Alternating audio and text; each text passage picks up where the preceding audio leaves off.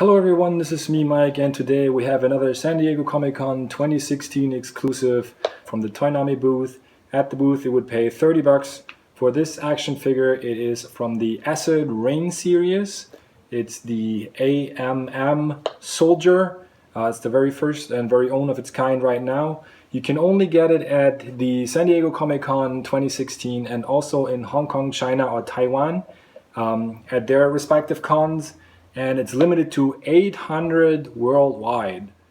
AMM is the abbreviation for Apis mellifera, and that's the Latin name for the European dark bee. And there's actually a tagline on here reading, "Where is my honey?"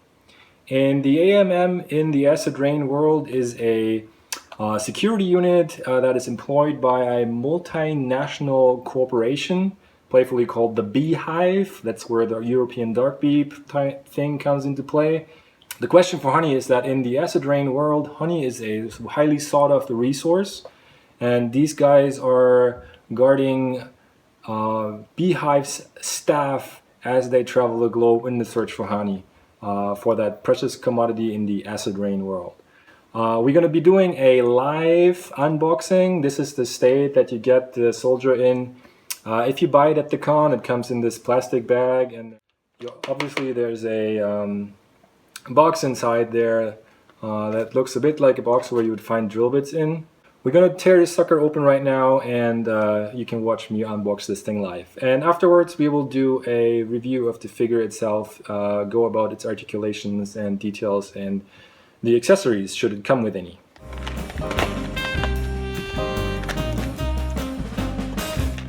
Alright, I got the paper off, so you just tear it off at the top, and then this is just the bag that this box comes in. And then this box has two latches on this side that you can just pop open. And then inside you will find the action figure. Apparently it comes with a helmet of sorts and rifle. And then this is the action figure itself. It's a 1/18 scale action figure, and yeah, the helmet fits. And next up we'll be going over the articulation. Alright, let's check the articulation on this figure. As I said initially, this is a 1/18 scale figure, and according to the description on the official papers, it has 30 articulation points, and there's certainly some kind of like neat things about this one. So the helmet itself, as an accessory, you can open up the visor, you can close it, opens up all the way like this. You can even fold it all the way back, interesting. And then you can close it. The paint job on it is quite good for in post-apocalyptic or apocalyptic color scheme. It has a kind of like the yellow, blackish, grayish colors, I guess, to mimic the honeybee type things or honeybee style they want to go for. The weapons in yellow and gray as well. And there's a neck on this guy that rotates full 360 degrees, and then there's also a another joint at the upper torso that allows the head to be moved forward and backward. It's really hard to see in the video, but there's basically two connections, one in the neck and the back of the hat, and then one in the upper body right there. So the thing with these guys is they come out of the box pretty stiff, and that's something that's typical for these Acid Rain figures. So you want to be quite careful when you break it in and start moving it for the very first time. So there is actually 360 degrees rotation at the hip. There's actually two separate types of movements in each arm when it comes to the hand. So there's your typical rotating joint that we have at the elbow, and then it also has a swivel that you can move the arm back and forth with. And then if you want to look at this shoulder padding that it has, that is actually a sleeve on the arm. So you can rotate the arm, but if you see the rotation right here, this is also a sleeve that is loose, that can be moved independent of the arm. So that's kind of like, it also moves back and forth. It helps you, I guess, with getting your figure in different poses. should the padding be in the way of the rest of the armor or something like that, you just slide it down a bit, and then you can move the arm all the way up, as opposed to it being fixed and then it would block the arm from lifting all the way. So that's quite neat.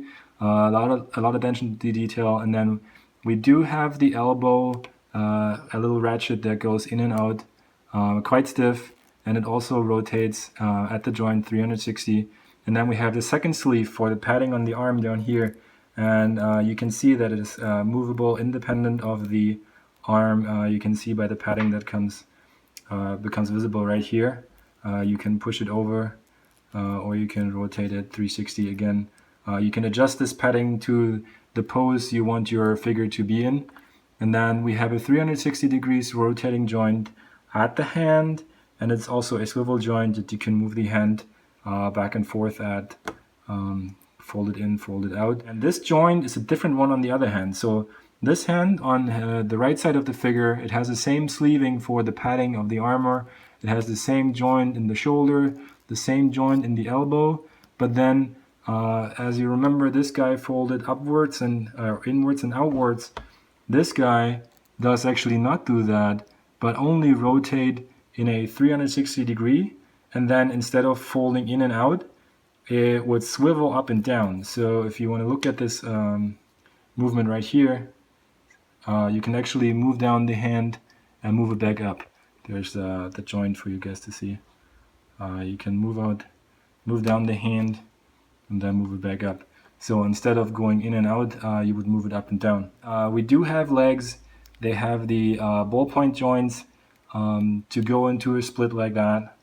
And then there's actually two joints. There's a joint right behind this padding, and there's a joint here at the hip, so that you can do a full 360 degrees rotation. This joint right here doesn't need to move, so you can move the joint that is in the knee itself. So two joints right here for higher articulation. And then the same one goes for this leg. You can move this leg a full 360 at the ballpoint joint, but then there's also an additional joint inside the upper thigh there that makes it swivel. And then we do have a double ratchet knee. I'm going to move out this guy to the side right here. And then there's an upper ratchet that's quite stiff that moves out the leg all the way back to this position. And then there's a lower ratchet independent of that kind of like allows you to fold the lower half of the foot back in two positions really. Not much more articulation. Again, this padding is more to the sleeve type of things, as well as this guy, as I explained to you up here. So these guys actually move independently of their joints. So these guys kind of like loose, slide up and down. We do have a 360 degree joint at the foot. We do have a swivel joint at the base, at the ankle itself, and then it also moves back and forth. So a ton of articulation in the foot right here. As far as the paint job goes, the face is kind of like messed up, at least on this one, as far as you can see, as it comes in focus here. He looks like he's squinting his eyes quite a lot, which is okay, I guess. You're not looking at him without his helmet on that often. I think I would rather keep his helmet on. I like the helmet for its shape, the visor, giving it kind of like a box shape at the top there. And then the remainder of the paint job is quite good, actually. It looks totally messed up and sticky and gooey and everything, but it's actually the paint job. And we do have the gray as a base color, and then everything's accentuated with this yellow. But it looks like a rubber or kind of like a padding of armor that has been used for quite a lot and is worn and torn.